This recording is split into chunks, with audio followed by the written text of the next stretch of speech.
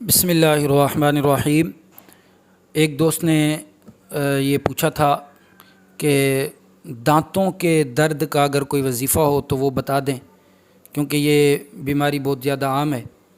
تو سب سے پہلی بات تو یہ ہے کہ آپ اپنی زندگی کے اندر مسواک کو شامل کر لیں۔ تو جن کی زندگیوں کے اندر مسواک شامل ہے تو ان کے دانت ہمیشہ محفوظ رہتے ہیں۔ ایک تو سنت کا ثواب بھی ملے گا، اور دوسرا انشاءاللہ آپ کے دانتوں میں کبھی بھی درد نہیں ہوگا۔ وظیفہ سماعت فرما لیں۔